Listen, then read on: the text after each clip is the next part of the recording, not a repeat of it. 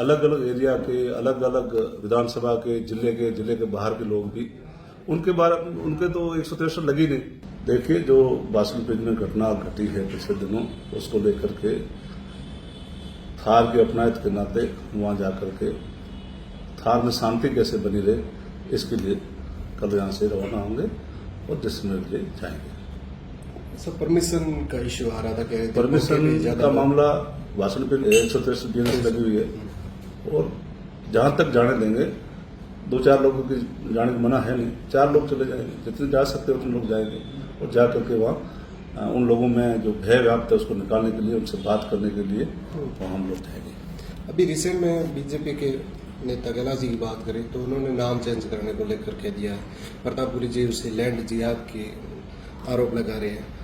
BJP के पास काम करने के लिए कोई चीजें है नहीं, उल्टे सीधे मुद्दे उठाते हैं। नाम चेंज कर लो ना, किसने रखा है?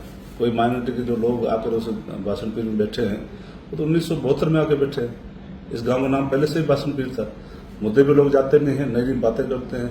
आप भारत का, इंडिया का नाम या हिंदुस्तान का नाम चेंज करके भारत कर लो और भी रखना होगा, नाम चेंज से क्या फर्क पड़ता है? बड़े करट मना पड़ेगी। शिव विधायक ने ये कह दिया कि उनको जाने दो, मैं तो कहता हूँ उनको जाने दो ताकि पता चले ये नफरत की दुकान है या फिर मोहब्बत का पैगाम। एक बड़े भाई हैं प्रतापपुरी जी और कैलाश जी, ये उनके छोटे भाई हैं। वो जो भाषा बोलते हैं थोड़ा खुल के बोलते हैं, ये थोड़ा अटक के बोलते हैं, इतना ही फर्क है। क्या खुल के बोलते हैं, क्या अटक के बोलते हैं, क्या कुछ भाषा आपको समझ में आई है? अब उनके लिए प्रतापपुरी जी जो भाषा बोल रहे थे, एक संविधान की शपथ लेकर के जो विधानसभा से बाहर आए हैं, संविधान की शपथ राम के नाम से लेते हैं, ईश्वर के नाम से लेते हैं, उसके बाद भी जो शब्द उन्होंने यूज किए हैं आप सबको पता ही है, मेरे मुंह से क्यों कहलाते वो ऐसे शब्द उनको नहीं बोले। जब संसद में शपथ ली है, जब शपथ लिया आपने तो उन शब्दों का भी ध्यान रखना चाहिए, किसके बारे में क्या बोलना चाहिए।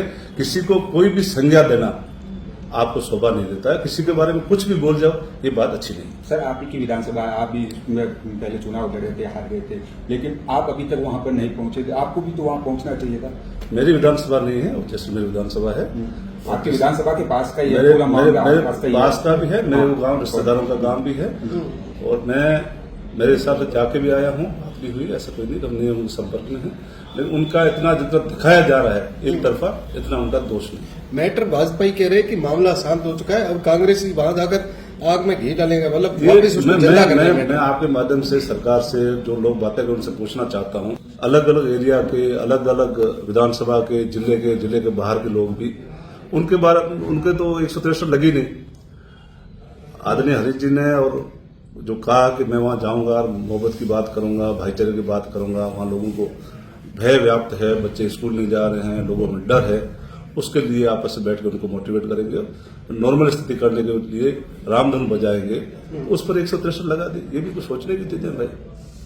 अच्छा, फतेहखान जी किस नजरिए से देखते हैं ये पूरा का पूरा जो ये हुआ है हिंदू मुस्लिम पे, कम्युनिटी पे आ गया? देखिए, छत्रियों का मामला अलग अलग है। बासनपीर में 2 छतरी नहीं है, आप पत्रकार भी वहां जाकर स्वतंत्र रूप से देखा नहीं, बासनपीर गांव में कई छतरियां हैं, लेकिन 2 छतरियां ही बना करके उन्होंने तीसरी कर ली।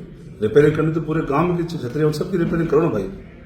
लेकिन उन्होंने उस मुद्दे में सरकार का जो पिछला 1.5-2 साल होने को है, एक पैसे के काम में बिना काम किए हुए अपनी वाहवाही लेने के लिए, अपने को स्थापित करने के लिए, आपने वहां नोट किया होगा जैसलमेर के जो अड़ोस पड़ोस के गांव है उनके लोग नहीं थे, वहां का प्रधान, वहां का प्रमुख, वहां का एमएलए, वो लोग नहीं दिखे।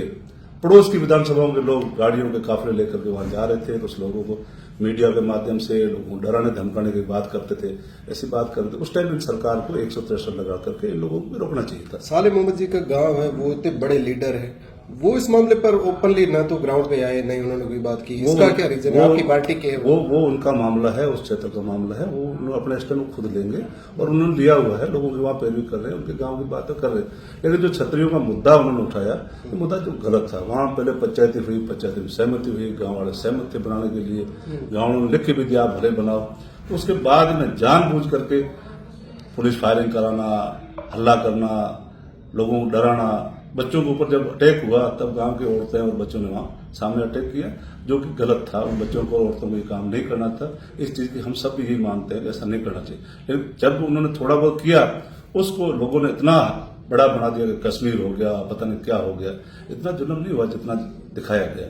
लेकिन उसके बाद में कई महिलाओं को, कई बच्चों को आपने डिटेन कर दिया, लोगों में इतना भय व्याप्त कर दिया, आज तक स्कूल में एक भी बच्चा नहीं जा रहा है। ये बड़ा भय जो उत्पन्न किया है, ये स्थिति और ईरान की ठीक नहीं। फतेह साहब, एक आखिरी क्वेश्चन है, कल का दिन किस नजरिए से आपको क्या लगता है, क्या गैस करते हो, कल कितनी क्राउड होगी और आपके कांग्रेस के लीडर आने वाले हैं कोई बड़े, या फिर आप? हम क्राउड की बात नहीं करते हैं। आदमी हरीश जी ने वहाँ कहा हम रामधन जाएंगे, तो हमने भी सोचा हरीश जी जा रहे तो हम भी चले जाएंगे और रामधन वो गाएंगे, तो साथ में जो गांधी जी की जो धुन है वो हम भी बजा लेंगे, हम भी गा लेंगे, और जो वहाँ भय और का माहौल है उसको दूर करने की कोशिश करें। अच्छा, शिव विधायक में बात है कि रविंद्र सिंह तो गया, उसी प्रकार आपकी कांग्रेस की भी तो कल सैकड़ों गाड़ियां जाएगी, फिर में क्या चेंज? गाड़ियां जाएगी नहीं जाएगी तो लोगों को, लोग हमारे साथ कोई आ जाएंगे तो अलग बात है।